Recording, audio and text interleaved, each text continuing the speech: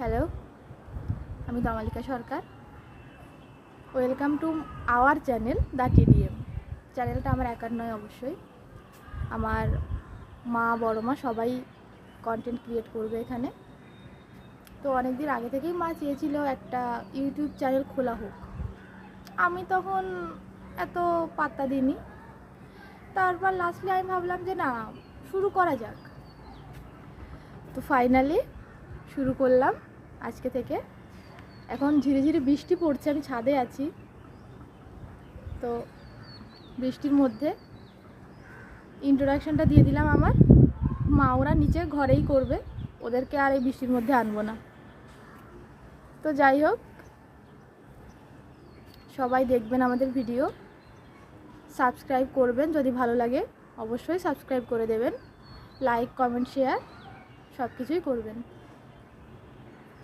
নমস্কার, আমি দুলালী সরকার। আরও প্রথমবার চ্যানেল খুলছি। আমাদের চ্যানেলের নাম দি টিডিএম। আপনাদের স্বাগতম। নমস্কার, আমি মলিনা মল্লিক। আমাদের চ্যানেলের নাম দ্য টিডিএম। আপনাদের স্বাগতম। আমরা নতুন চ্যানেল খুলছি। Hello, welcome to my channel the TDM. এখন যে ফুলগুলো আপনারা দেখতে পাচ্ছেন, এরা আমার সকালবেলার আনন্দ। এই যে ফুল, তুলসী গাছ, এদের থেকে আমি প্রথমে তুলসী পাতাটা তুলে নিলাম। আমি এই ফুলগুলো দিয়ে পুজো করব।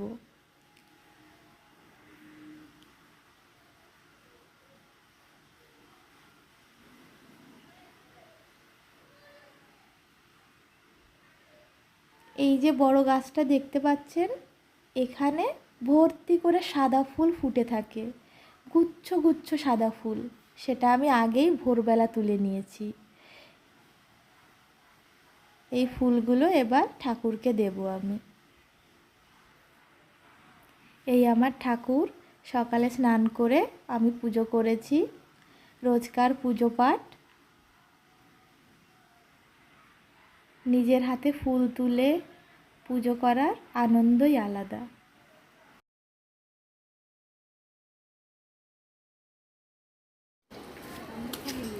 তো এখন আমি বাজারে যাচ্ছি।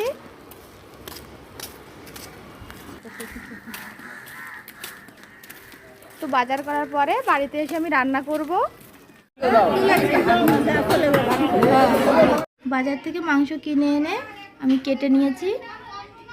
এটা আজকে দই চিকেন হবে। ভোলা মাছগুলো মা কেটে দিয়েছে, এটার ঝাল হবে আর মাংস। এই মাংসতে হলুদ দিলাম,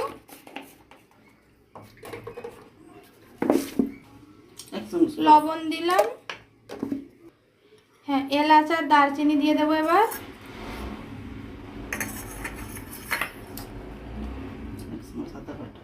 এক চামচ আদা বাটা দেব, লঙ্কা, কাঁচা লঙ্কা বাটা দেবো 1 চামচ।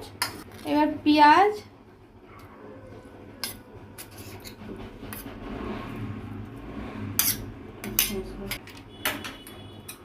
রসুন দেওয়া হয়ে গেছে। এইবার টক দই দেব। এটা টক দই যতটা লাগবে মাংসটা ম্যারিনেট করে রাখার জন্য, আর একটু লেবুর রস। এবার এটাকে ফ্রিজে রাখতে হবে 10 মিনিটের জন্য। তো এটা এবার আমি ফ্রিজে রেখে দিচ্ছি। ভোলা মাছের ঝাল হবে, তো ভোলা মাছগুলো এখানে ভেজে রাখা রয়েছে। এই যে সমস্ত মশলা কষিয়ে ঝোল দেওয়া হয়েছে, মাছগুলো দিয়ে দিলাম। এবার কিছুক্ষণ ঢেকে দিতে হবে। কড়াইতে তেল দেওয়ার পর মাংসের জন্য প্রয়োজনীয় মশলা আমি দিয়ে দিয়েছি তেলে। এখন এটা আমি কষাচ্ছি। তো মশলাটা কষা হয়ে গেছে। এবার ম্যারিনেট করা মাংসটা এর মধ্যে দিয়ে দেব, তারপরে আমি মাংসটা কষাবো।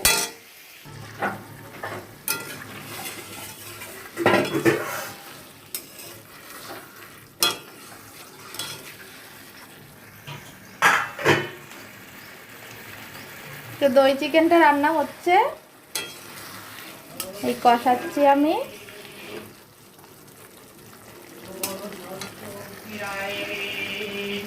বেশ সুন্দর কালার এসছে।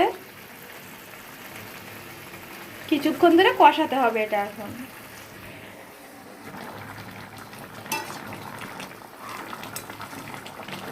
এটা অলমোস্ট হয়েই এসছে, আর কিছুক্ষণ আমি এটাকে জাল দেব, তারপর নামিয়ে নেব। তো এই হচ্ছে আমার মাছের ঝাল আর দই চিকেন।